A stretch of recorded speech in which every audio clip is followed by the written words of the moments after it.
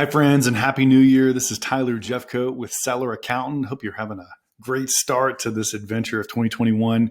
Hey, I'm a CFO, right? So we talk a lot about how to drive value and how to increase profitability for our sellers that we serve, whether it's on the bookkeeping side of the house or the CFO side of the house. And I think one of the real missing elements of analysis when it comes to e-commerce is understanding how your balance sheet compares or should react with or should be in concert with your profit and loss statement.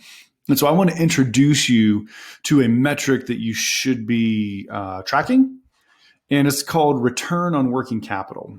And I'm going to talk you through how it relates to your strategy in this video. So hang tight. A couple of elements of this are a little bit technical. I'm going to try to give you some examples here that make it kind of concrete. By the way, if you're from the kind of capital or private equity world or finance world, really, this is a twist on return on inventory investment. It's a twist on return on capital, which of course I misspelled there.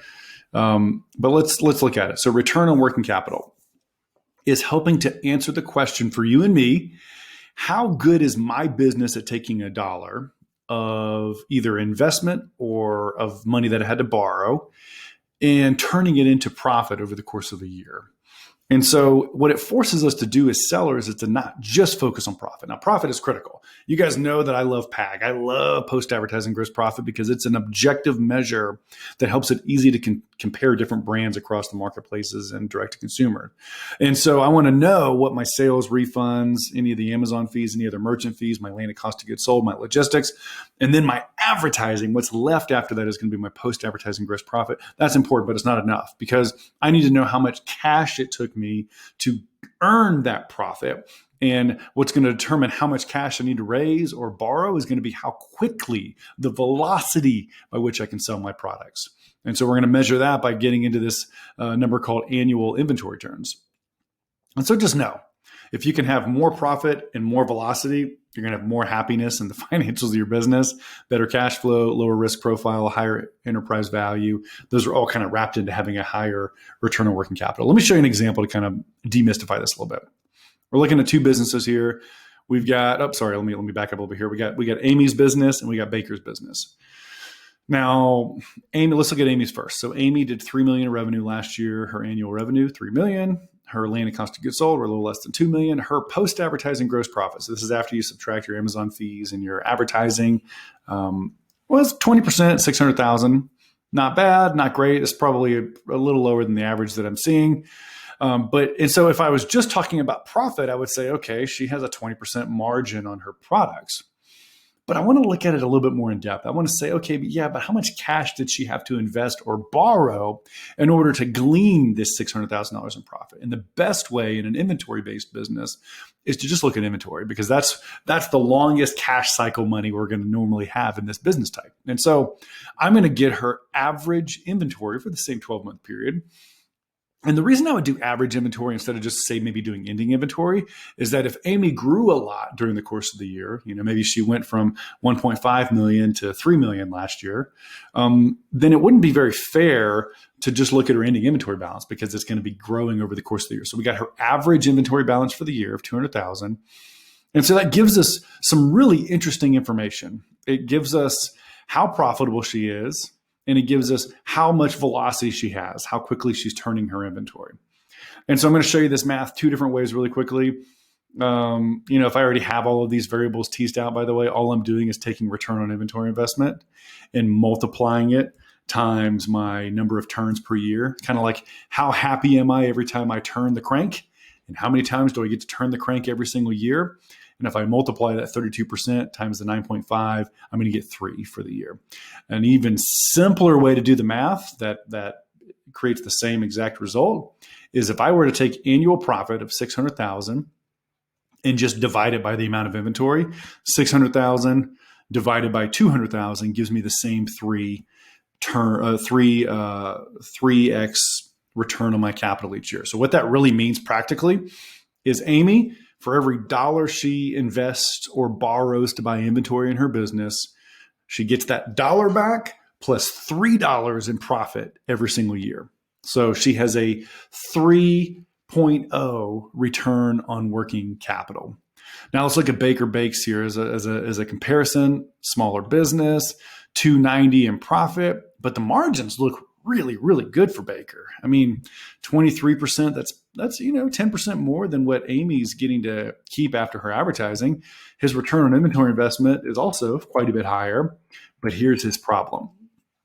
Baker is having to hold $260,000 of inventory, or don't think about it like inventory, think about it like cash. He's having to have a loan for $260,000 to generate $290 in profit for the year, instead of what you saw here with Amy, where she was able to only have $200,000 to generate $600 in profit. You see what I'm saying? And so when you take that $290 for Baker divided by the amount of working capital he had to have, you come up with a factor of 1.12. And so again, to kind of explain the way this works, it took him, he gets his dollar back at the end of the year, plus another $1.12 in profit.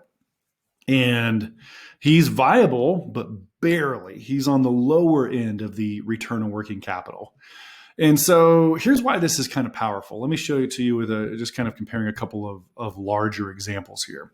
These are both 20-ish million dollar sellers that both have about $6-ish million in post-advertising gross profit.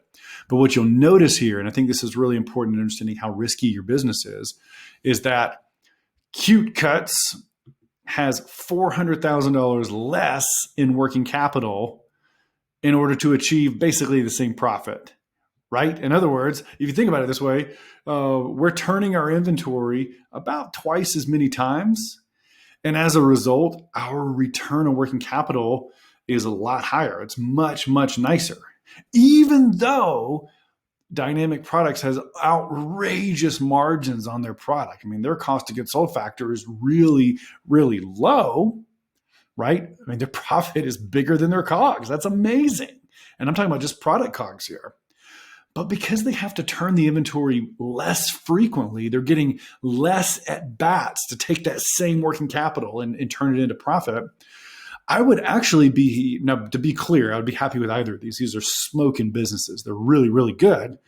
But technically, Dynamic Products is riskier than Cute Cuts. And the reason that Dynamic Products is riskier is that I need to have almost $500,000 more in debt or in working capital on this business to essentially generate the same profit.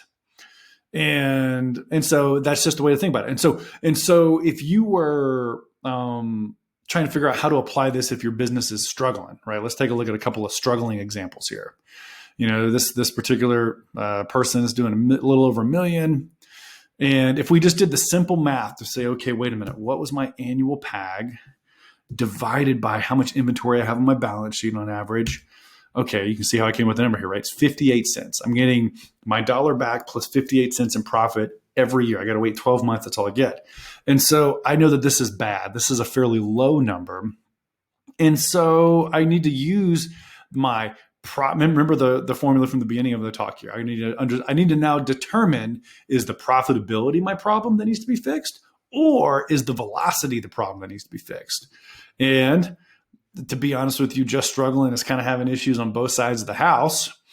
But of the two issues, it would appear, at least to me as the CFO, that margin is the bigger of those two issues.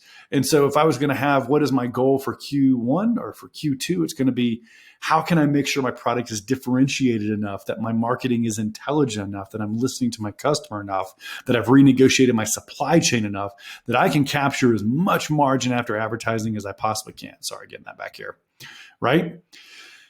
And then once I crack that nut, I might look in my inventory and say, okay, project number 2, my second priority is to say, this inventory is only turned in a little over 2 times a year. I wonder if I have some losers, some products that are not only low margin, but are just moving really slow. Let me see if I can go ahead and remove those products or consolidate and not have as many variants or something like that.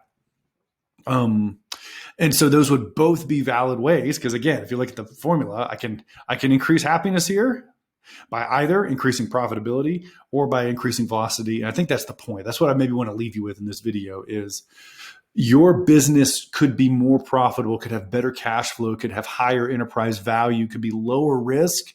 And you could do it in one of two ways. and it's a math problem. You either got to increase your profitability, which means things like renegotiating your supply chain, getting better at advertising, or just redesigning your products to meet the customer needs better. This is the profit side of it. Or you may have a velocity opportunity to go and have better inventory management where you can keep lower levels of inventory, simplify your portfolio to have fewer SKUs instead of more SKUs. And if you can pick one at a time, you're not going to fix your profit problem and your velocity problem in the same month. You need to pick one and focus and know that it's going to give you that additional leverage, that better cash flow. And so I just wanted to introduce you to return on working capital. I'll probably talk more about it as we go through the year. It's important to understand how effective you are at deploying, however you get your capital, either you or from a bank or from some other lender. How good are you at deploying that to generate profit each year?